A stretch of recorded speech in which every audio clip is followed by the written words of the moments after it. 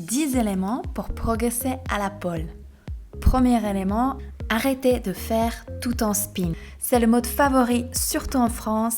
Certes, c'est très ludique en spin, il faut juste pousser le sol pour que ça tourne, mais la maîtrise de la barre en spin est beaucoup plus difficile.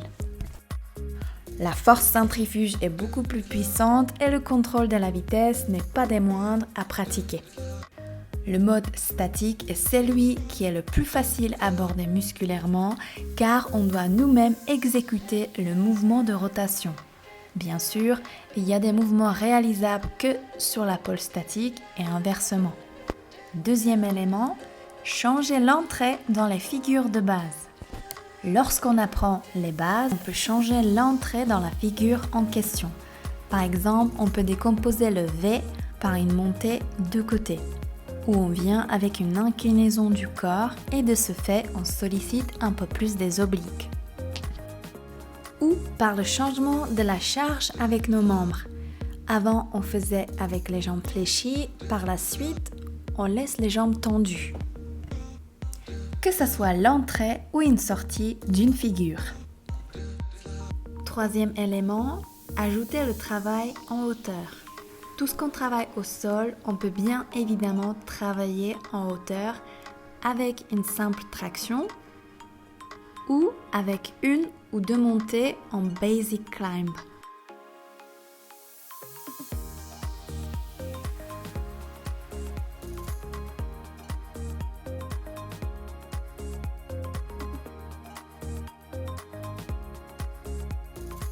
Quatrième élément, changer le grip des figures de base. Cet élément va ajouter la difficulté de l'accroche. Forcément en basic ou baseball grip, on a beaucoup plus de force. Changer le grip en cap ou funny grip va engager davantage de la poigne et d'autres muscles pour pouvoir effectuer le mouvement.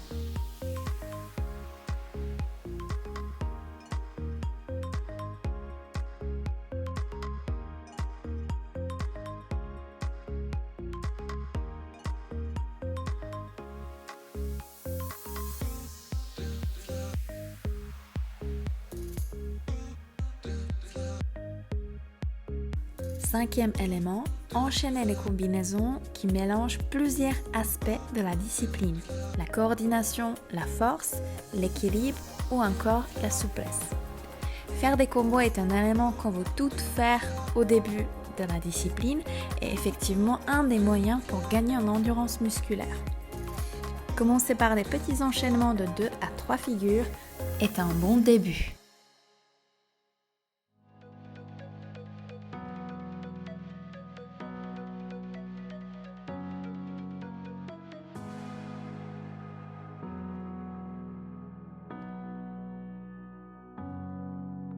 Sixième élément, travailler les figures comme un renforcement.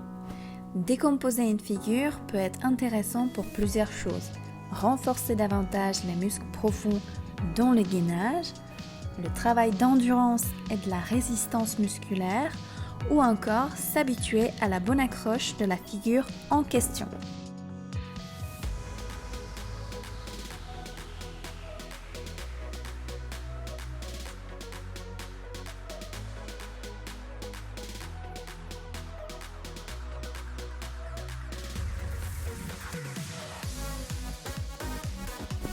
Septième élément, travailler des figures en statique dynamique. Élément pour travailler notamment les figures qui demandent plus de puissance musculaire, mais grâce auxquelles on va gagner énormément en force. Les mouvements peuvent être très simples, on peut commencer avec l'enchaînement de la chaise et reverse grab, par exemple. Huitième élément, faire statique, dynamique, statique. Dès qu'on a acquis le mouvement statique-dynamique, on peut ajouter encore un mouvement statique pour travailler encore plus d'endurance musculaire.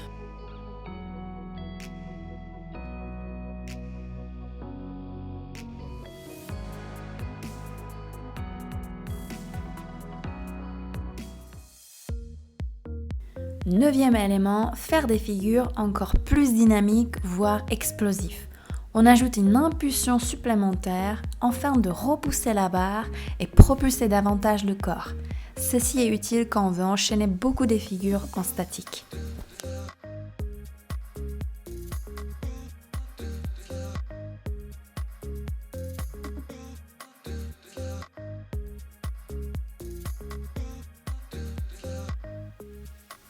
Un 10e élément, faire des pauses régulièrement.